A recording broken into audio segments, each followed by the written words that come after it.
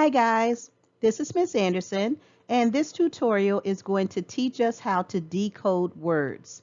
So decoding words is a reading comprehension strategy. And so it is a strategy that all good readers use when they read. So this tutorial is going to teach us how to identify open and closed syllables, okay? And so once we learn to identify open and closed syllables, then we can decode words to learn how to correctly pronounce those words and to learn how to correctly spell those words. Okay, guys, let's go. So our learning targets for this lesson is for you to be able to distinguish between open and closed syllables in one and two syllable words, okay? So if you don't know what that means right now, that's totally okay. You will by the end of this lesson. Another learning target is for you to understand how syllables helps us to decode and correctly pronounce words. So this is a pronunciation strategy and a decoding strategy. And so practicing this skill every time you read will increase your reading comprehension. And that is the goal for all reading strategies, is to increase your reading comprehension. Okay, let's go. So let's start with a bit of background, okay, just so we know that we are all on the same page, okay? So as you know, the English alphabet has 26 letters, and these are all 26 of the letters in the English alphabet.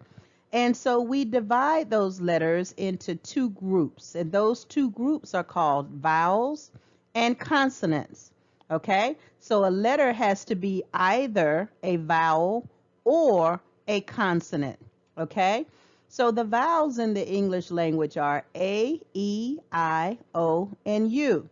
Now, sometimes we use Y as a vowel, but normally is not, okay? But sometimes Y is a vowel.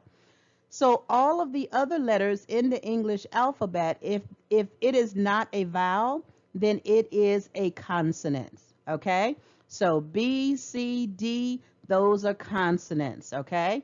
So those are the two groups that we are going to talk about. So when you hear me say vowels, you know I'm talking about the A, E, I, O, or U. And then when you hear me say consonant, I am speaking of a letter that is not a vowel.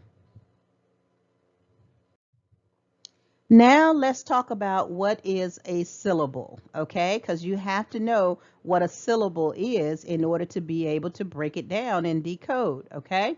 So a syllable is a word or part of a word with one vowel sound. So every syllable must have at least one vowel.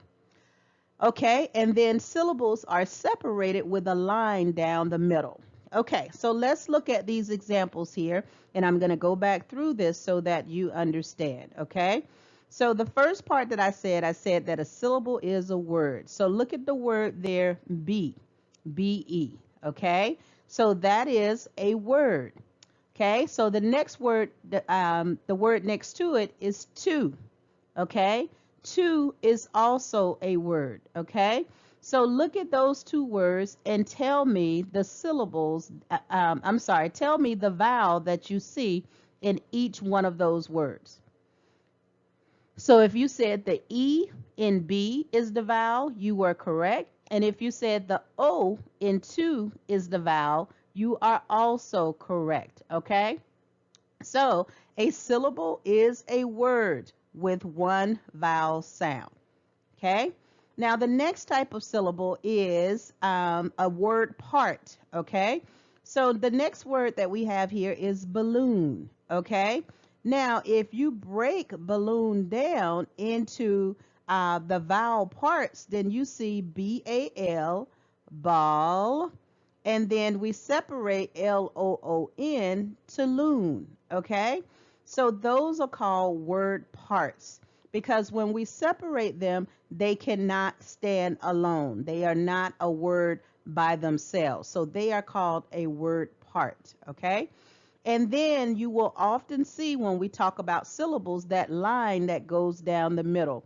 And all that does is shows you the different syllables. Okay, so you have ball on one side and loon on the other side. And then when we put these together, it's balloon. Okay, and sometimes you will hear it called chunks as well. So syllables and chunks are the same thing. So let's look at the examples in the picture here. So we have balloon. Then we have a 3-syllable word, elephant, elephant, and another 3-syllable word, alphabet. Okay? And notice how each one of those words has a vowel inside that sound. Alphabet. You get it? See, this is easy, right? So just remember, a syllable is a word or a word part that has one vowel sound. Okay, so now that you know what a syllable is, now let's look at what we call open and closed syllables, okay? So the first thing I want you to do is focus on the left side of this table, okay? On the left side. At the top, it has open syllable, okay? Open syllable. All right, and so you'll see the V and the C underneath. Can you guess what that stands for? If you said V stands for vowel, then you are correct. And CV, the C stands for consonant and then vowel. So an open syllable can either be a vowel by itself, or it can be a word part that has a syllable and a vowel. Okay? Now, the good part is the only, excuse me, the only word that has just a V is the word I. Okay? I is both a letter and a word. And it is the only word in the English language that is just a vowel and a word by itself. Okay? All right, remember that. So now let's look at the rest of these, which are CVs, consonants and then vowels. Okay? So in open syllable, there are no consonants after the vowel. Okay? So let's look at this word, me. Okay? The M is the consonant and the E is the vowel. Okay? This makes it an open syllable because there's nothing after this vowel. There's nothing after this vowel, so it is open. The word he, you have the H that is a consonant and an E that is a vowel. Again, it is open because there is nothing behind it.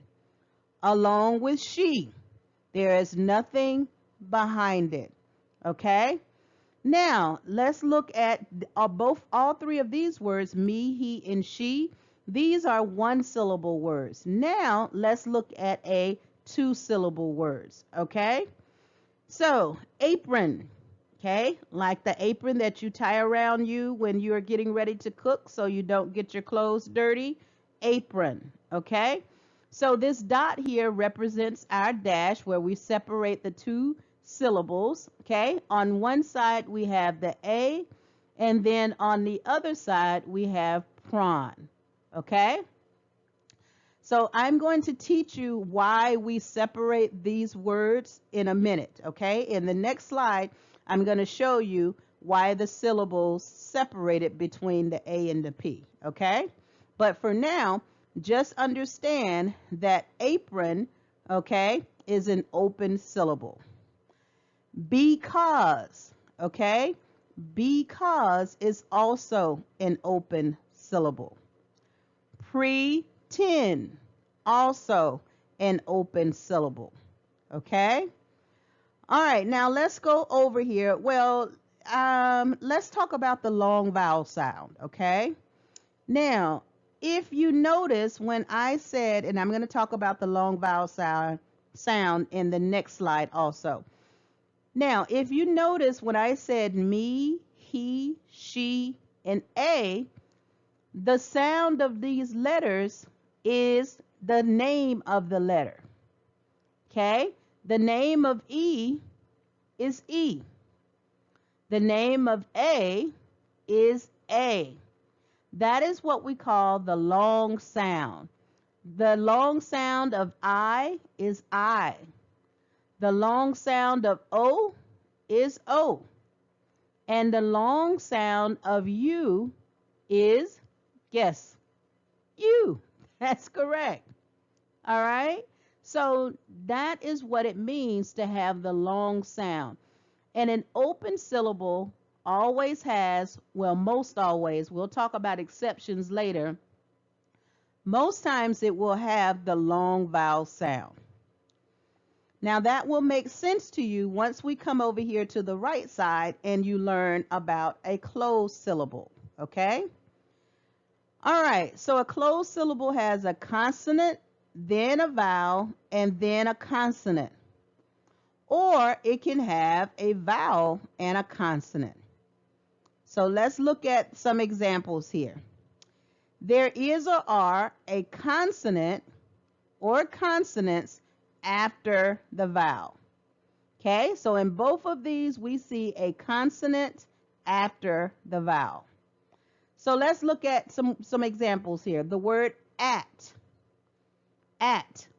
The T is the consonant, and it comes after the vowel. Stack. The A is the consonant. The A is the vowel, and the C is the consonant, and it's coming after the A. Scratch. Hit. Then we have some two-syllable words. Basket. Until.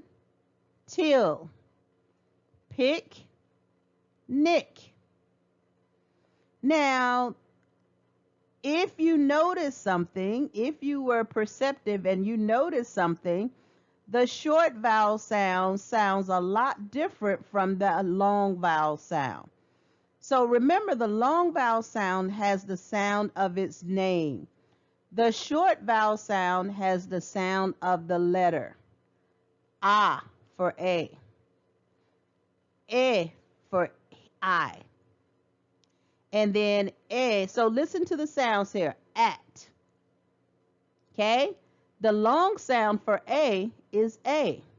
So this wouldn't be 8.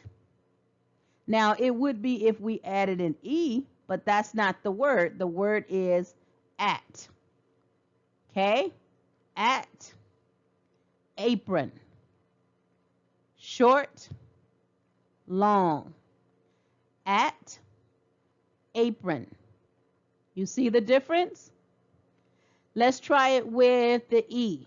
Okay? Basket. Listen to the E in the second syllable. Et. Now listen to the E, the long E. He. He. Et. He. Et. Okay? That is a very, very important skill. You have to be able to distinguish between the long vowel sound and the short vowel sound. You also have to know that an open syllable does not have a consonant after the vowel. A closed syllable, and that's why we call it closed, it does have a syllable after the vowel. So that was 2 strategies that we just learned. We just learned what makes a syllable open and what makes a syllable close. And so what makes a syllable close is if it has a consonant behind the vowel. Then we also learned what makes a long vowel sound and a short vowel sound. A long vowel sound sounds like the name of the letter, as in she or apron. Okay? And then the short vowel sound makes the sound of the letter. You'll get it. Have no fear. You will get it. Let's keep going. Okay. So let's do a little bit more explanation, okay, before you go off and practice on your own, okay? All right, so long and short vowel sounds, okay? And so this is very, very important to learn how to decode words. So what you're doing is breaking a word down by its syllable, okay? That will help you learn to pronounce that word correctly, and it will help you learn to spell the word as well. Okay, so on the left side, we have some open syllable words with the long vowel sound. So listen for a minute. Even if you have to close your eyes, I want you to listen to the sounds of the vowels, okay? So remember, the long vowel sound makes the sound of the letter, okay? Meter, meter, meter, okay? So look at that word, meter. It's open syllable because the first syllable, me, has no consonant behind it. So we separate that word, meter. So we don't say meter, we say meter. Now look on the right side. Let's look at this word, metal, metal, metal, meter, metal, meter, metal. And so you might be asking yourself, well, Miss Anderson, both of those words look almost the same. How am I going to know where to separate the syllables? Ladies and gentlemen, experience is what's going to teach you that. The more words you begin to separate and sound them out, the more words you will learn. You have to play with the words. You have to sound it out. And the good part is your brain is going to automatically tell you when it's pronounced correctly and when it's not. Okay, let's keep going. Final, long sound, final. And then the short sound is finish, finish, finish. So we wouldn't say finish. I'm finish, Miss Anderson. No, I'm finished, Miss Anderson. The next word, robot, robot. And the short sound, robin, robin. We wouldn't say robin. And we wouldn't say robot. We say robot. Trust me, it gets easier and easier and easier. Good readers don't even know they do this skill because they do it automatically. Okay? And so that's what you are learning to do. You are learning to apply the skill so that it can become automatic. Station, station. And then look at the other word, statue. Statue. Station, statue. Do you hear the long and short vowel sounds? And the last example, solo, solo. And then the other one, solid, solid. So we wouldn't say solid. We say solid. I believe you're going to get it. I believe you're going to get it. Let's keep going. Okay, so those were the two things that this tutorial was designed to teach you, okay? It was designed to teach you how to look for an open and a closed syllable, okay? If you remember, an open syllable has no consonant behind the vowel, and a closed syllable does have a consonant behind the vowel. And then you were learning to differentiate between the long and short vowel sound. The long vowel sound makes the name of the letter, as in A. And then the short vowel sound makes the sound of the letter, as in ah. Okay? So now that you know those two techniques, now you are going to practice, okay? And so you are going to practice identifying open and closed syllables, because You have to perfect this skill, ladies and gentlemen. And if you do the practice with everything that you have, trust me, trust me, trust me, you will pick up the skill. Okay? Remember, they say whatever we do over and over again becomes a habit. And that's what this skill has to do. It has to become a habit. Okay? So now you're going to apply this skill to everything that you read. So from now on, this is not a skill that is turned off. It is always on. You're going to apply it to everything that you read. Okay? And then when you come to an unknown word, that's the first thing you're going to do is you're going to apply this strategy in order to break the word down by its syllables. And then you can learn the pronunciation of that word. Once you learn the pronunciation of that word, then you can apply context clues in order to get the meaning of that word. Once you get the meaning of the word, ladies and gentlemen, then you can get the meaning of the passage. Voila. You see how that goes? Understanding words, understanding sentences, understanding paragraphs, understanding passages. Oh my goodness. And then, ladies and gentlemen, I want you to watch how your reading comprehension is going to soar.